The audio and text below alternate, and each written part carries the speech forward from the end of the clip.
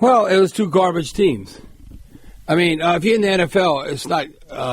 You say, "Oh, Bob, how can you say that they're professionals?" You can have bad garbage, and you can have that. You're trying to qualify to be part of the NFL. It's not the Premier League when you look at it in soccer in England. You got to qualify to be able to participate.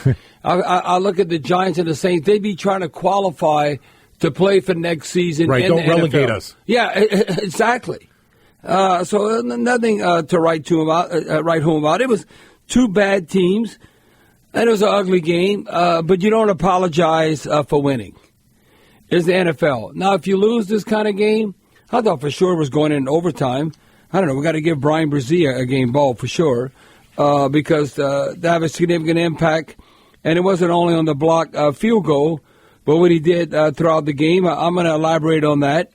And we went on and on. I mean, it was like it was just very discouraging how seems like we had the momentum, but we couldn't put them away.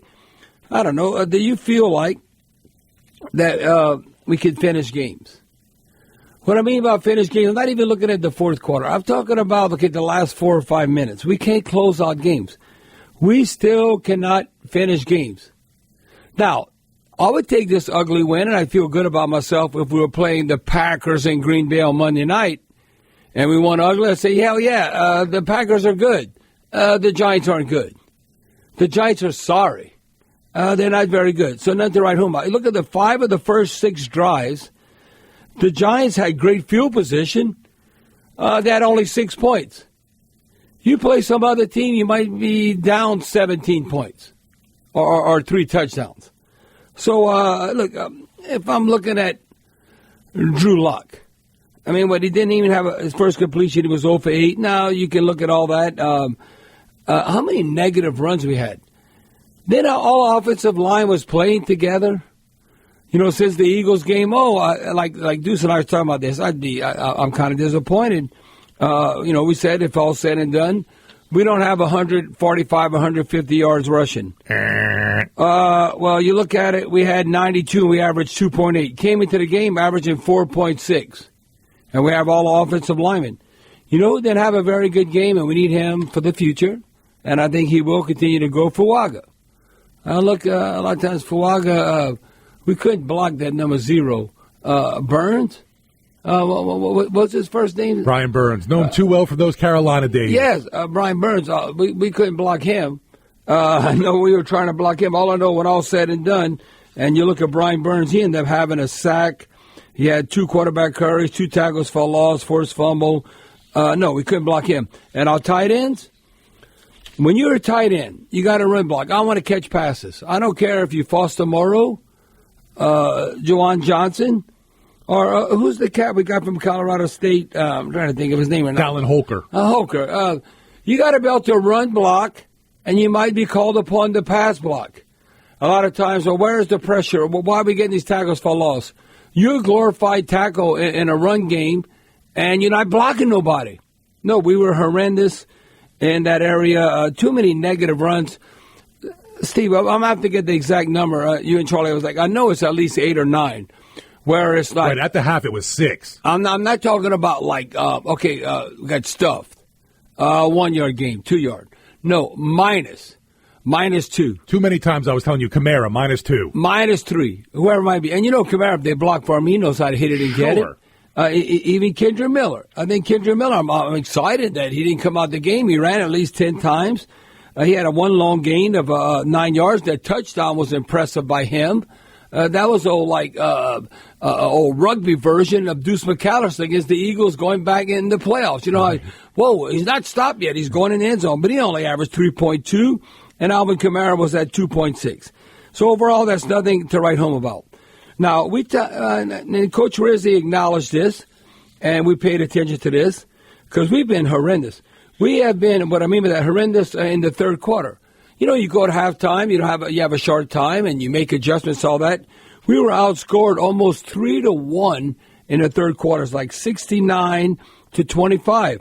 Where now it's 32-69. It's still more than 2-1 that we're being outscored coming out after halftime in that third quarter. Now, where are we at going forward? I mean, all I know is, don't you think that it's going to be an upset if we beat Washington, even though it's at our house? Yes. Like I said in the pregame, we're only going to be favored against the Giants and the Raiders. We're not going to be favored against Washington or Green Bay or the last game against Tampa Bay. Especially if Carr's out an extended period of time. I don't know. When he gets tackled one time, he had maybe a concussion, hurt hand and all? So what, if you get tackled now, you automatically have a concussion? I don't know. It's like okay, you got your bell rung, got hit hard or whatever. Let's go in the tent. Let's go in the tent. Everybody wants to go in the tent. Okay, I understand they worried about player safety and all that, but I don't know. Sometimes that bothers me. But anyway, looking at what occurred, we've been terrible on third down offense. Now, outstanding on defense. Now, the Giants are terrible offensively. But they were only 5 of 19, 26%. That's outstanding defensively. But we need to be in the 40-some%. We were 5 of 15, 33% on third down. Though you can't have sustained drives. They're terrible. You know we did well? And I got to get my notes here because this is something that is significant. This is significant going forward, and it's going to be the case when we go against the Commanders, red zone offense and defense. We were horrendous against the Rams. Compared to the Rams game, we kind of flipped the script. We were 2 of 2, 100% in the red zone, and they were 1 of 3, 33%. Well, when you look coming into the game, this is some area that we've always been amongst the best. And amongst the best, I'll say top 10. Or are you hovering around there? Well, you look at red zone touchdown percentage, we were number 7 in the league. Ironically, you know what? Tied with Washington coming into this weekend with red zone efficiency, scoring touchdown in the red zone offensively. So I don't know, maybe can we keep pace with Washington next week, scoring touchdowns and not selling for field goals? So that was outstanding. And then you look at red zone defense. They were only 33%, and we came into the game exactly tied with the Giants. And right out of the top 10 at number 11, giving up 51.4%. So we gave up only 33%. So, you try to look at the glass half full, half empty in certain areas. So I think bend but don't break, whatever. Now, like I said, that wasn't against the Rams, and it might not be the case against good teams, like when you're playing the Packers or something. Oh, well, Bobby, but we should be able to stop the Giants, or we should be able to stop the Raiders in the red zone. I'm just going by what occurred on the season, and we've been outstanding in the red zone. Again, look at rushing. Still, we came into the game giving up 5.1 yards a run. They got 4.9. Bobby, they don't have Saquon Barkley. And I don't know, you said Tracy was pretty good. No, we did an outstanding job on him. Very good. He only had a 2.8-yard average. Now, he scored a touchdown, but only a 2.8 average. But you know what? We're going to play Jay Daniels and the Commanders, Washington. The quarterback runs do count. So you got to count Drew Lock. By Drew Lock and his contribution, and he did this against the Cowgirls on Thanksgiving Day, I think I got to look at my notes again. I want to say he ran for basically the same amount. No, this is crazy. He ran for 57 yards against Dallas on Thanksgiving Day. He ran for 59 yards against us.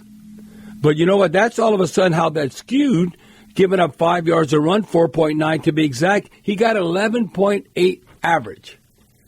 Yeah, he had that long gain of 25 in the most inopportune time. Right. Come on. But we end up giving up 4.9 on the season with 5.1. So that's something that definitely needs to be addressed. I think for us to win or upset like a Washington team in the future or a Green Bay game or even when we're going to play at Tampa. I don't know. Are you in the mix or not? Atlanta keeps falling on their face. Always thought that Tampa Bay is the more steady team. But I wish we would have beaten the Rams, and that might mean something when we play at Tampa the last game. But we got to take away the football more. For us to win, that's the way we structured. We end up being 0 on the turnover margin. We got an interception, but we gave one back, so 0. So we still +2 for the season. We were last year, and it's a shame we didn't get the double-digit wins. We're a +11. What? We might be the first ever like double-digit plus in the turnover margin. I don't know. I'm just coming off the top of my head. And plus 11, and you're not in the playoffs?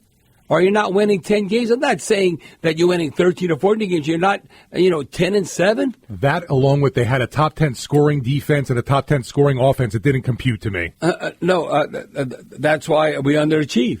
That's why I kind of thought, I don't know, when are we, middle of the pack? 8-9, 9-8. That's where I still thought we were. We're not good enough, but we're not bad enough. But we're not terrible. But the way we played against the Giants today, I don't know. We look like a bottom 5 team. Okay, we won, but we beat the Giants. Yippee. The Giants suck. Like we beat the Raiders. The Raiders suck. You say it's an NFL game. Yes, it's a win. Now, we beat Washington. They're playing for something. The Packers are obviously trying to keep pace. Now, they're behind the 8 ball between the Lions and the Vikings, considering where they're at. They would be the wild card team. So when I look at all that, and this is another thing. Why the Saints should have covered.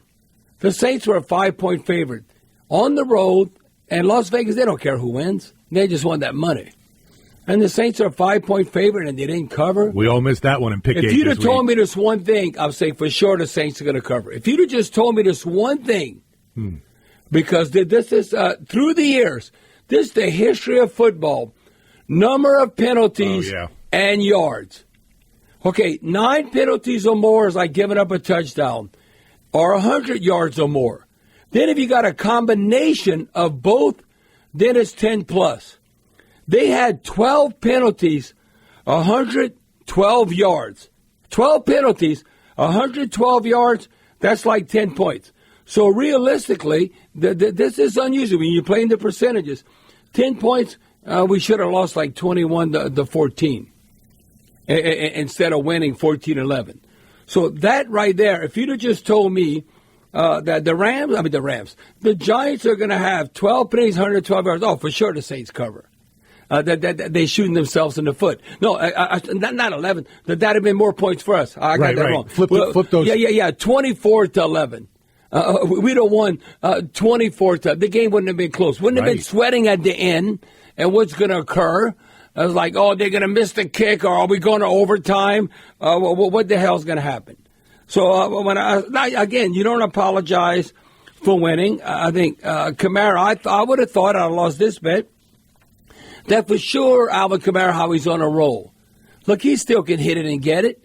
He still has that burst, but they got a block for him. Yeah, Kamara had 79 total yards of scrimmage.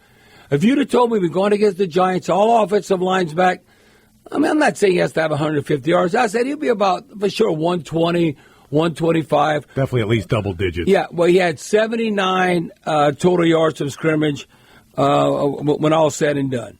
Look, Drew Lock had a chance to win the game, and his quarterback rating is 48.5. Ugh. What? 48.5, you should get crushed. If your quarterback's bringing that to the table. Now, Derek Carr, he's kind of not hovering around 100 like he's been, but he was 82.6. Now, he got the interception, got the touchdown. He should hit that touchdown. The receiver's wide open. Steve, you can tell the folks of Who Dat Nation, you're watching the game with me. I'm watching the pre-snap. I go, I don't know. Oh, look, he's all alone down there. He's wide open. Just throw the Juwan Johnson. And Carr noticed that. So that was easy touchdown. That was like picking chickens. That was like a high school play. I mean, they should get that touchdown. And he took advantage of that. Valdez-Scantling targeted the most 7 times. He had 4 receptions, 51 yards. Had a long gain of 22, 13-yard average. Not 20-yard average. But listen, I'm not worried about Juwan Johnson and Foster Moreau, the tight end, contributing in the passing game. They got targeted 7 times with 6 catches for 90 yards. But you still got to block. I don't care if it's run blocking or pass blocking. Because if teams are going to see what the Giants did to our tight ends when they asked to pass protect, you don't think Washington's going to try and utilize those stunts, or Green Bay? Until you fix it, they're going to try and attack the weak link. Now, LSU's own Malik Neighbors, he got targeted 10 times, 5 catches, 16-yard average, 79 yards. But again, the Giants are not a very good team. And looking at the last thing before we go to the break and we get to the callers, looking at defensively, I thought, who got a big heart and plays hard out of our old, like all of our old guys. I'm going to tell you what, now I don't know what you pay him, but DeMario Davis. See, DeMario Davis, if he's not part of our team in the future, because you look at like DeMario Davis, Cam Jordan, you look at Honey Badger, you look all like the old players, okay? And you appreciate them, but, you always want to get rid of a player a year or two soon than a year or two late, depending on how you're compensating them. I don't even put Alvin in that area, even though you consider an old running back at 30 years of age. But I look at Double D, I look at Cam Jordan and Tyrann Mathieu. To me, the one that's still, DeMario Davis is better than Honey Badger or Cam Jordan. As far as contributing, DeMario Davis, he had 8 total tackles, which led the team along with Ugo Amadi. He had 5 unassisted, a quarterback hurry, he had the interception, he had a pass defended. Who had one of their best games? He always talks smack. I mean, I wish sometimes he wouldn't talk because this guy never talks, and he's been more productive this year, except maybe for this game. Nathan Shepard. And the interior was Colin Saunders. Colin Saunders, and I don't know if the coaches challenged him. He had 5 tackles, 4 unassisted. He had a sack, 2 quarterback hurries, tackle for a loss. That was definitely his best game. And then the one who came up the biggest, and obviously with the blocked field goal preventing it from going into overtime, Bryan Bresee. I mean, that's a legit number 1 draft pick. Now, he had a tackle, but he had a sack, 2 quarterback hurries, 1 tackle for a loss, along with Colin Saunders, and a couple of pass defending, and not, like I said, like that blocked field goal. Chase Young is amongst the best. Steve, I think he's in the top 5 as far as quarterback hurries, right. Pressures. We end up leading the team with 3. So maybe we might be able to get Chase Young in the future at a hometown discount. But he's not going to get paid what he wants to get paid until you bring the quarterback down. You get all these pressures. No, you'll be part of the mix, but you're not necessarily going to get the big bucks. All I know is Thibodeau and Brian Burns, I don't know, we really couldn't block them. And then especially Burns. They both had a sack, both had a couple of quarterback hurries, 2 tackles for a loss. Burns had that forced fumble. A lot of times they looked at it, the mismatch. The tight ends couldn't even slow them down. They were like, don't you think they're going to go inside of you, and don't you got to clamp down? They were like a speed bump, like they weren't even there. But again, the Saints win 14-11. This is a high baseball score. I mean, I don't know, this day and age, when you look at the passing game and all that. But we won the game. That's all that counts, I guess. But this is an ugly win. The first half was very boring. It was not boring the end of the game. Right. So you could have gone run errands. Kind of like the SEC championship. Yeah, go run errands, do what you got to do. I'm just going to, it's like you watch the fourth quarter of an NBA game. I don't care what's happening. I mean, watch the end of an NBA game, what's happening in the fourth quarter. That was almost like the Giants and the Saints. Okay, let me just watch the last fourth quarter or half of the fourth quarter. Whoa, it's getting interesting. It's going back and forth what's going to happen. But before that, no.